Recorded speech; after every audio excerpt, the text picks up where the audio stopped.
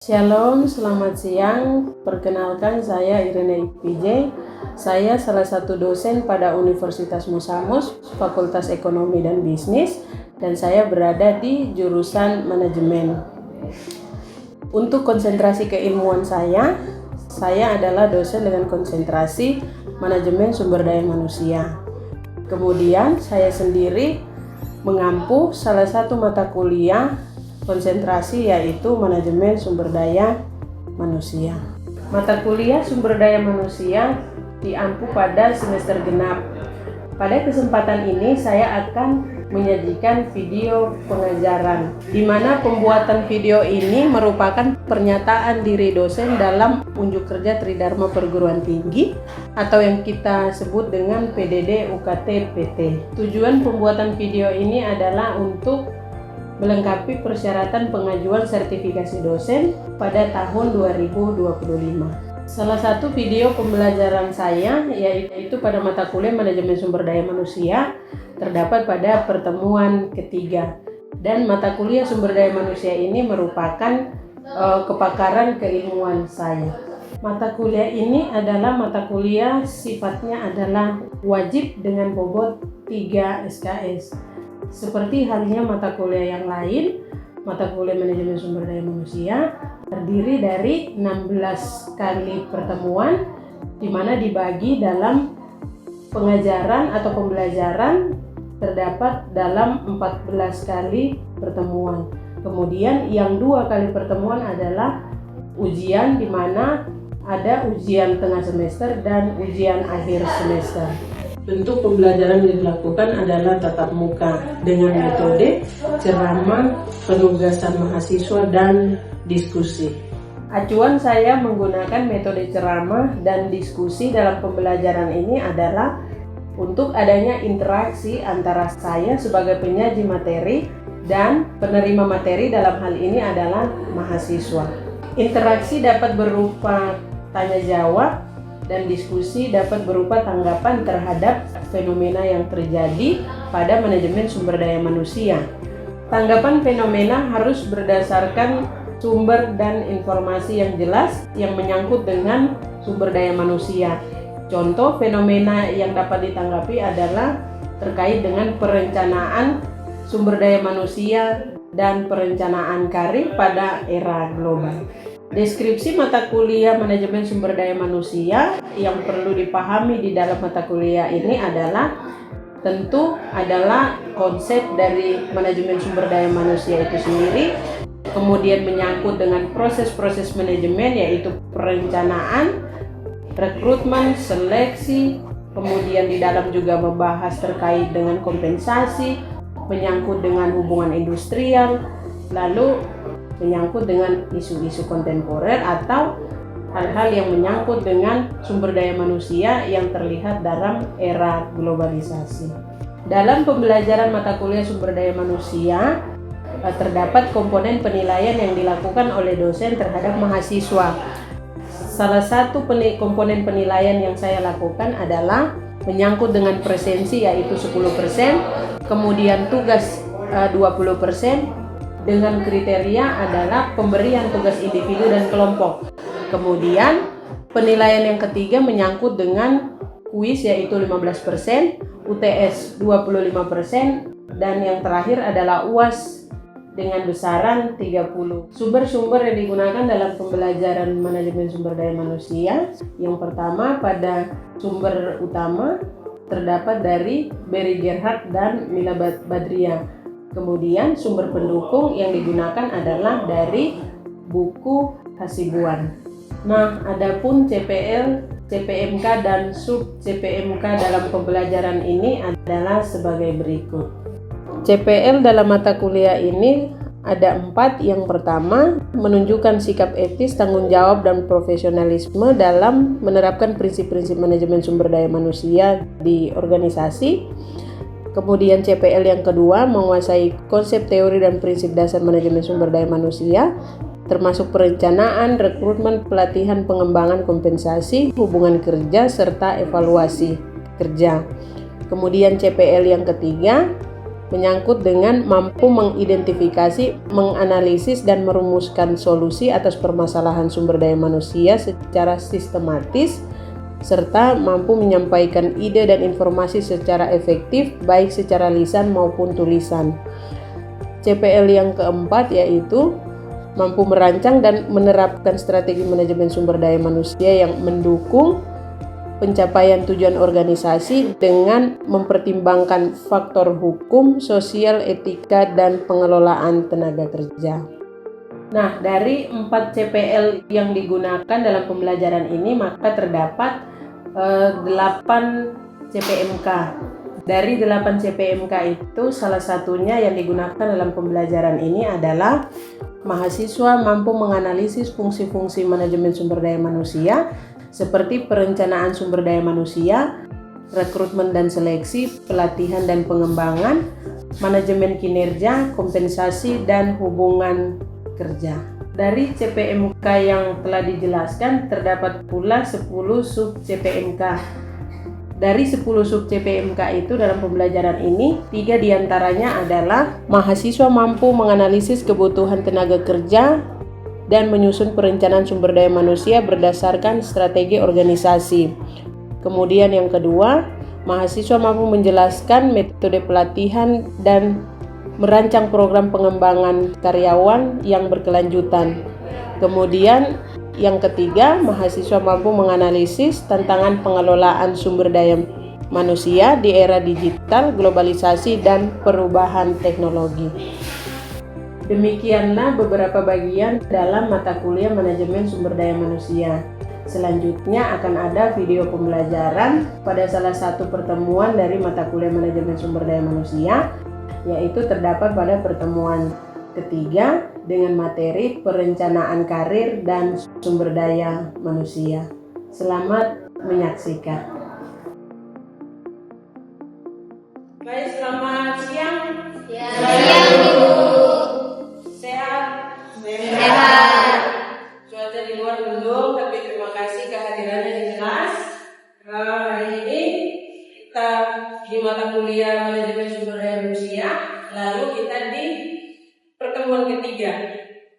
Di pertemuan ketiga, sesuai yang ada di slide, kita akan bahas yaitu perencanaan karir dan sumber daya manusia. Jadi ada 2 hal yang nanti kita bahas. Tetapi sebelum kita mulai perkuliahan, alangkah baiknya kita akan membuka dengan doa. Apakah ada yang bersedia untuk berdoa? Baik, kalau ada yang belum bersedia di pertemuan ini, Ibu mengajak teman-teman sekalian untuk kita berdoa. Berdoa live.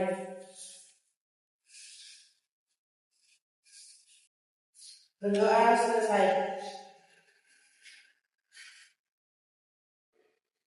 Oke, dalam pertemuan ketiga, sesuai dengan materi yang tadi, poin pembahasan kita atau pokok pembahasan terkait dengan karir, maka materi dalam perkuliahan ini ada 6 yang harus kita bahas, atau ada beberapa pokok pembahasan yang harus kita bahas. Yang pertama, kita akan deskripsikan atau kita ketahui apa itu perencanaan karir. Lalu yang kedua terkait dengan pentingnya perencanaan karir. Lalu yang ketiga, pentingnya pengembangan sumber daya manusia. Lalu yang keempat, langkah-langkah dalam perencanaan karir. Lalu kelima, analisis. Dan yang terakhir adalah identifikasi kompetensi dan keterampilan.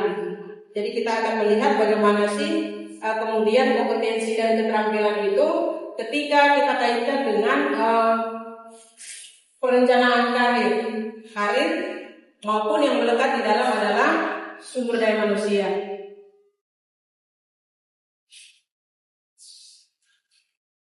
Apa itu perencanaan karir? Kalau kita pisah-pisahkan dari apa yang Kalau kita ketahui terkait dengan perencanaan karir. Perencanaan artinya Anda sendiri mulai merencanakan atau mulai berpikir ke depannya ketika Anda mau berkarir itu, kompetensi apa yang Anda miliki. Kemudian kalau kita lihat dari kompetensi, artinya kemampuan apa sih yang perlu Anda miliki. Sehingga ketika Anda memiliki keterampilan itu secara jangka panjang ataupun jangka pendek, itu akan berdampak secara pribadi kepada Anda ataupun kepada organisasi.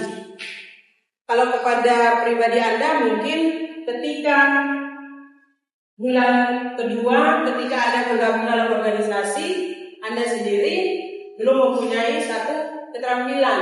Tetapi ketika Anda bergabung di dalam organisasi dia menyediakan yang namanya pengembangan karir, lalu dari situlah mulai direncanakan. Oh iya, nanti dia bulan ke-6 itu dia sudah bisa, misalkan secara pendidikan Anda sudah bisa rekomendasikan untuk Anda sekolah. Itulah yang dimaksud ketika kita melihat apa itu perencanaan karir. Sampai sini ada yang mau tanya? Ada yang mau tanya? Silakan. Kenapa perencanaan karir sangat penting dalam hidup? Oke, siap. Kenapa perencanaan karir itu penting dalam sumber daya manusia? Kalau kita misalkan lagi, sumber daya manusia adalah Anda ataupun karyawan yang ada di dalam organisasi. Maka kalau kita berbicara namanya seberapa penting, seperti yang tadi Ibu sampaikan, mungkin ketika Anda masuk ke dalam organisasi, lalu Anda belum memiliki satu keterampilan. Ketika Anda masuk atau bergabung di dalam, maka Anda melihat bahwa secara perencanaan karir, ternyata keterampilan itu disediakan di dalam organisasi. Maka sudah pasti ketika Anda datang belum ada keterampilan itu, menurut saya adalah satu hal yang wajib Anda boleh ambil kesempatan itu. Maka kalau kita lihat seberapa penting, maka saya boleh menjawab bahwa itu sangat penting ketika kita berbicara yang namanya perencanaan karir, baik dari individu maupun kalau secara sumber daya manusia. Kalau secara sumber daya manusia artinya ketika sumber daya manusia di dalam itu semua dengan kompetensi yang baik, sudah pasti organisasi itu dia cepat akan berkembang. Bisa diterima jawabannya? Oke. Kita lanjut yang berikut. Nah, yang tadi ditanyakan, pentingnya pengembangan sumber daya manusia. Pengembangan sumber daya manusia seperti yang ada di slide bahwa menyangkut dengan keterampilan.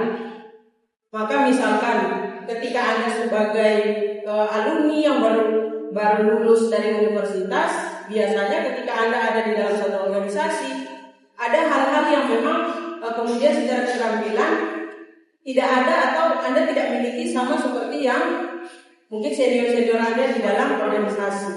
Maka ketika Anda sebagai yang baru berkarir di dalam organisasi itu, sudah pasti akan dituntut bahwa Anda pun harus memiliki keterampilan itu. Apalagi contoh, misalkan sebagai karyawan yang sudah dengan profesi, contoh tenaga kesehatan, contoh seperti dosen. Dosen kalau kita berbicara secara karir, maka profesi ada jenjang-jenjang profesi, ada jenjang-jenjang jabatan yang memang harus dilewati. Misalkan Anda harus menduduki kepala bagian, kepala bidang. Maka pengembangan karir, pengembangan sumber daya manusia itu ada hal-hal yang harus dipenuhi. Maka ketika kita berbicara karir itu, Anda harus memenuhi hal tersebut. Entah mungkin Anda harus sekolah lagi. Sekarang misalkan besok Anda sebagai lulusan S1, ternyata Anda bergabung di dalam organisasi itu, tiba-tiba diminta secara karir, pengembangan sumber daya manusianya Anda harus S2. Maka mau tidak mau di dalam beberapa waktu itu Anda harus sekolah lanjut. Ada yang mau ditanya? Saya siap. Dan apa perbedaan perencanaan karir dengan pengembangan SDM? Apa perbedaan perencanaan karir dan Pengembangan SDM. pengembangan SDM? Baik di pentingnya pengembangan sumber daya manusia, kita masuk ke slide itu, yaitu pentingnya pengembangan sumber daya manusia. Tadi ada pertanyaan menyangkut dengan pentingnya perencanaan perbedaan perencanaan karir dan pengembangan SDM. pengembangan SDM. Baik, perbedaannya kalau kita berbicara menyangkut dengan perencanaan karir, berarti seperti yang tadi sudah Ibu jelaskan, menyangkut dengan bagaimana organisasi ataupun individu secara jangka panjang atau jangka pendek dia berpikir bahwa kedepannya saya harus memiliki karir, misalkan tingkatannya apa. Artinya misalkan kalau 1 tahun itu dia masih sebagai staff, lalu mungkin tahun kedua atau ketiga dia berpikir bahwa kedepannya saya mau menduduki misalkan kepala bagian, maka dia mulai merencanakan kira-kira apa sih yang harus saya buat supaya saya memenuhi jabatan yang diinginkan. Artinya itu kita boleh lihat kan secara jangka panjang atau jangka pendek. Kalau pengembangan sumber daya manusia, artinya keterampilan atau skill yang tidak dimiliki oleh sumber daya manusia. Sumber daya manusia itu siapa? Anda yang ada di dalam organisasi, karyawan, entah itu Anda di organisasi manapun, maka ketika organisasi atau manajer dia melihat bahwa si A ini belum memiliki keterampilan tertentu, maka dia harus berpikir bagaimana dia harus mengembangkan sumber daya manusia tersebut. Misalnya secara jenjang pendidikan, oh kita lebih banyak ini ternyata yang SMA. Lalu kalau secara organisasi kita membutuhkan yang S1 atau S2, maka organisasi dia harus merekomendasikan untuk bisa karyawannya harus sekolah atau mendapatkan ijazah S1 atau S2. Jadi itu bedanya antara perencanaan karir dan pengembangan sumber daya manusia.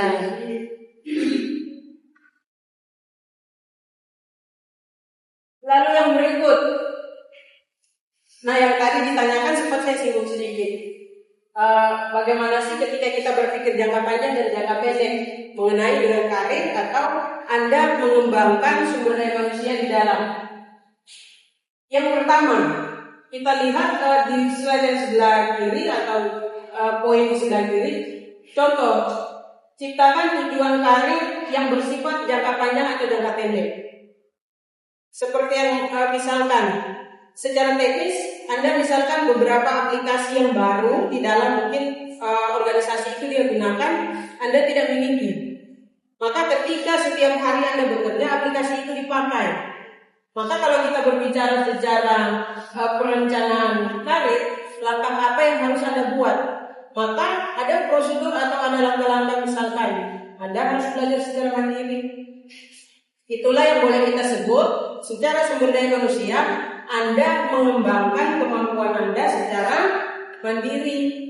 Walaupun mungkin ada yang secara terstruktur, artinya mungkin setiap 2 tahun sekali atau 3 tahun sekali pegawai itu atau karyawan itu dikasih kesempatan untuk misalkan melanjutkan pendidikan. Jadi sebenarnya kalau kita berbicara yang namanya perencanaan karir itu, kembali apakah Anda sebagai sumber daya manusia di dalam mau berkembang terus. Organisasi itu sebenarnya dia sudah berpikir bahwa mau bagaimanapun caranya, tetap dia harus melakukan pengembangan sumber daya manusia. Karena menyangkut sumber daya manusia adalah aset yang paling utama dan paling berharga. Sumber daya yang lain itu mengikuti. Poin yang tadi apakah ada yang mau bertanya? Lalu yang di tengah, poin kedua adalah buat rencana pengembangan pribadi.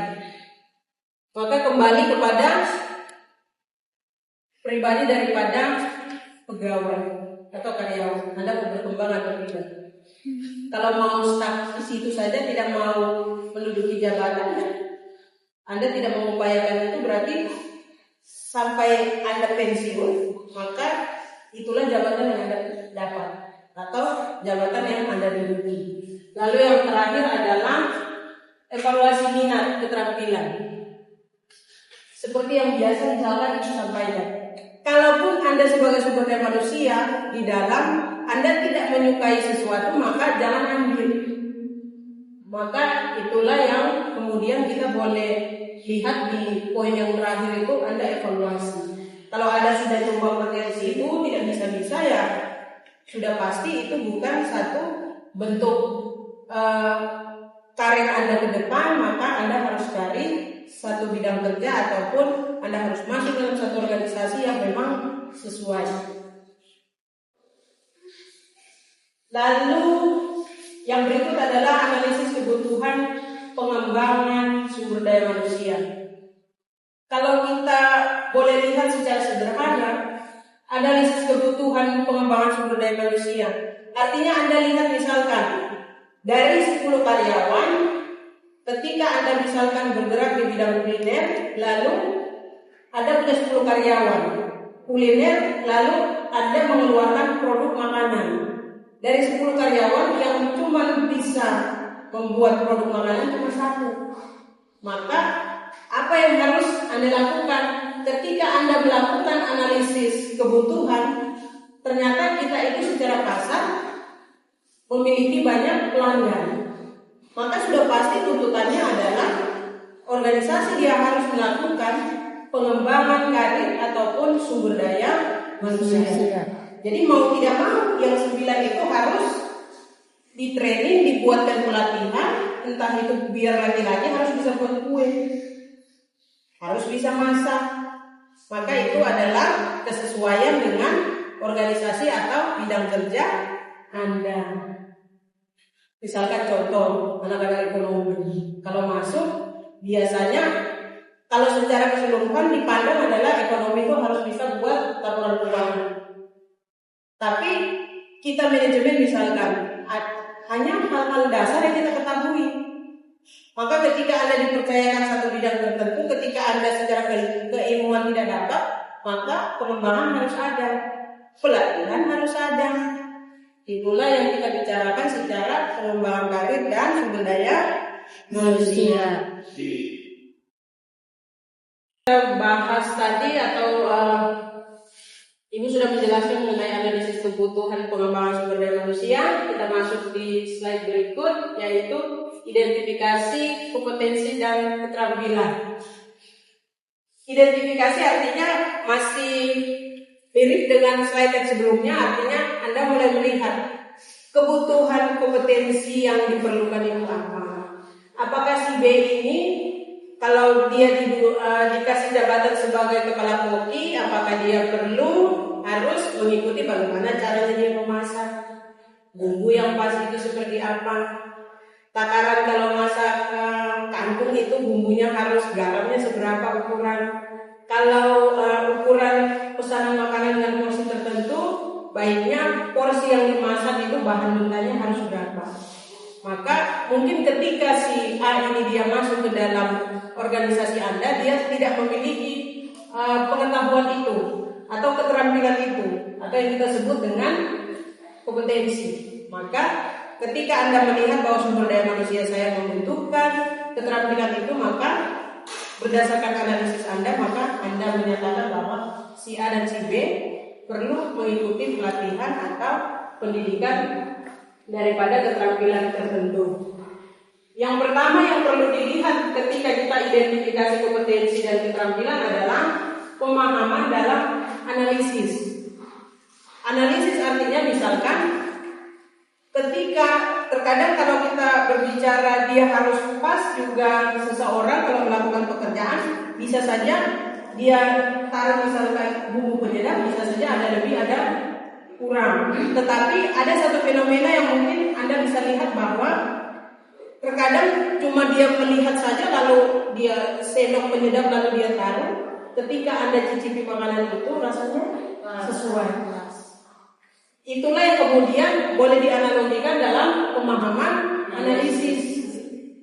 Cuma berdasarkan dia melihat, tetapi seseorang melakukan itu biasanya berdasarkan pengalaman atau kompetensi yang memang sebelumnya pada dasarnya dia sudah miliki.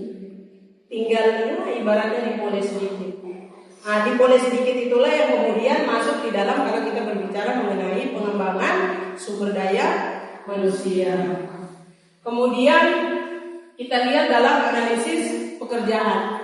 Analisis pekerjaan mungkin pengelompokan seperti yang tadi Ibu bilang. Dari 10 orang, Anda menentukan mungkin 2 orang bisa sebagai yang di dapur, bolehlah dia walaupun laki-laki boleh buat kue. Atau misalkan kue berbagai jenis, kalau misalkan si A boleh ditaruh di kue jenis A, lalu yang cewek-cewek mungkin ditaruh di bidang yang lain, walaupun sama-sama memang adalah di organisasi atau perusahaan yang produksi makanan. Nah, itulah yang disebut atau boleh Anda lihat di dalam analisis pekerjaan. Kemampuan manajerial. Bagaimana Anda mengatur? Mengatur itu kalau kita berbicara pengembangan karir atau sumber daya manusia, kalau di pengembangan karir sudah pasti kembali kepada Anda sendiri. Saya kalau kuliah mau selesai berapa tahun? Apakah kalau saya lihat dari kondisi saya boleh tidak sih atau saya bisa tidak sih lewat sampai semester sekian? Oh iya, kemungkinan bisa karena saya lihat dosen saya susah ditemui misalkan. Maka ada kemampuan manajerial yang bisa Anda temui seperti bisa Anda lakukan seperti apa? Anda mulai mengatur, saya tidak boleh tertinggal mata kuliah, maka saya harus rajin kuliah. Nah, kalau kita berbicara terkait dengan kemampuan manajerial di dalam pengembangan karir dan sumber daya manusia, jenjang karir seperti yang tadi Ibu sebutkan, mulai Anda atur ketika si A ini misalkan disekolahkan, maka ada satu hal yang ditanamkan. Anda sekolah berarti harus selesai misalkan 2 tahun karena akan di-rolling. Ada SDM lain yang harus disekolahkan. Misalkan kalau kita bicara secara kebutuhan di dalam organisasi. Apa yang mau? Silakan. Apakah ada tantangan umum dalam perencanaan karir di organisasi? Tantangan umum dalam perencanaan karir. Umum. Oke, siap. Kalau tantangan secara umum dalam perencanaan karir, biasanya kalau kita hubungkan di dalam perencanaan karir kembali kepada individu. Umum yang terjadi adalah ketika Anda di dalam organisasi sudah pasti setiap individu atau karyawan itu mau menjadi karyawan yang terbaik di dalam organisasi. Misalkan biasa secara umum kita tahu bahwa ketika seseorang dia bisa dilihat sebagai sumber daya manusia yang kompeten, dibebankan pekerjaan, dia cepat menyelesaikan itu. Biasanya lebih sering dihubungi sama pimpinan. Nah, kita lihat dalam fenomena itu, satu hal itulah tantangan yang secara umum. Apakah Anda boleh bersaing dengan sumber daya manusia yang ada di dalam melakukan pengembangan karir? Pengembangan karir itu identik dengan Anda menduduki jabatan tertentu. Bisa? Bisa, Bu.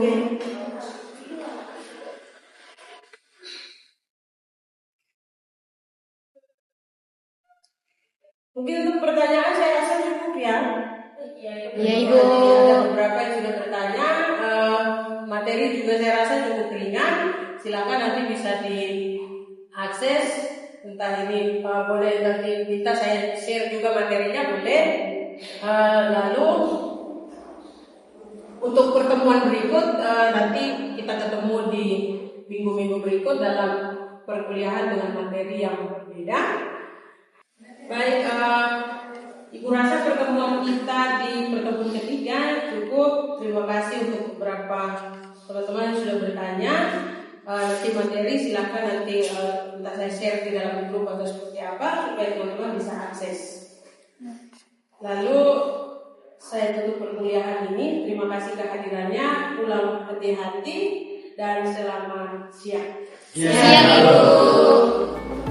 Demikianlah video pembelajaran saya dan ini merupakan keperluan sertifikasi dosen gelombang pertama tahun 2025. Semoga video ini bermanfaat juga bagi banyak orang. Akhir kata, shalom dan selamat siang.